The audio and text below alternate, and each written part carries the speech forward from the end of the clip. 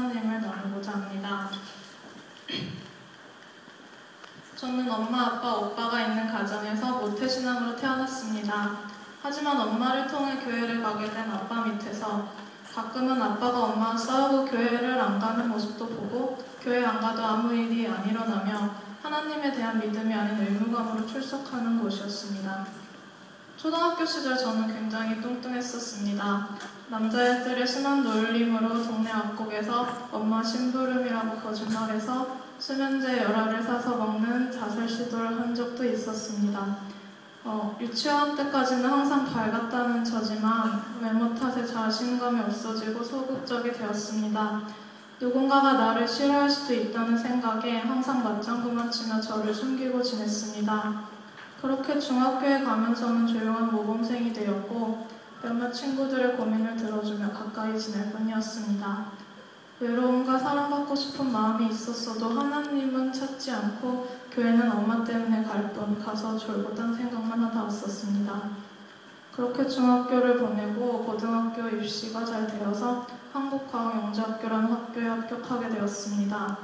합격 결과를 받고 가장 먼저 한 것은 다이어트였습니다. 그동안 저를 억누르던 외모에 대한 변화를 가지고 싶었습니다.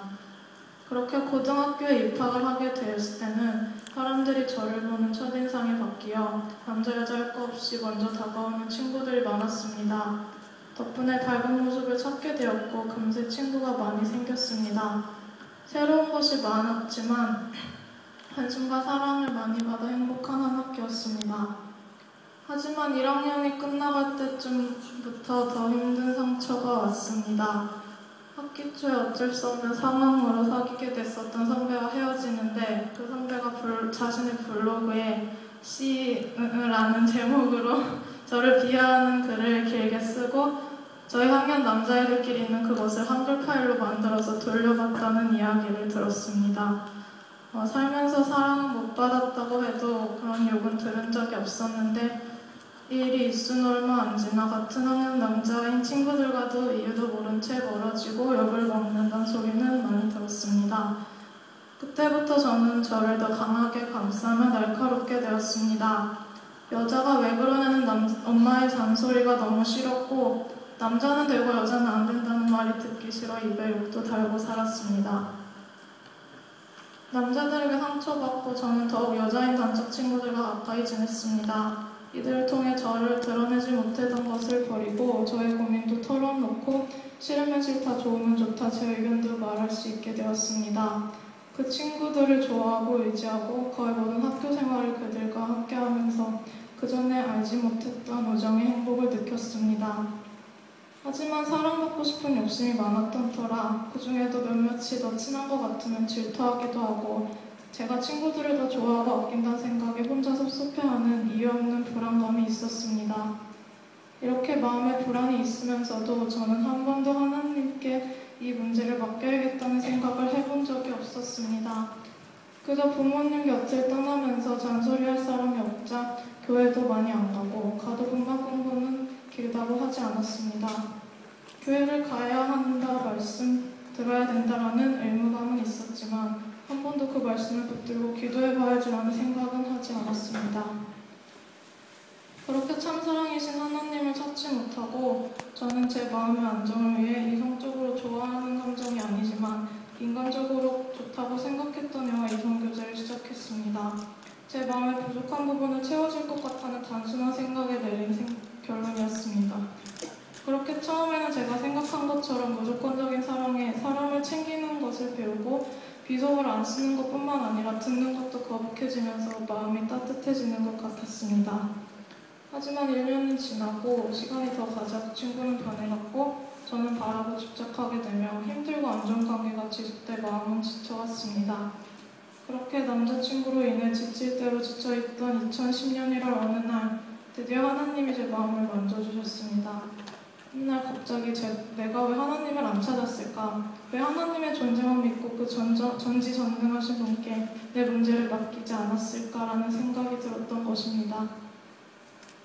그때부터 하나님은 저를 조금씩 만져주시고 변화시켜주시고 말씀해주셨습니다. 그해 겨울 수련회를 준비하면서 수련회 집중기도회를 가고 프레이저 기도에도 나가면서 처음으로 하나님께 제 문제를 맡기는 기도를 하기 시작했습니다.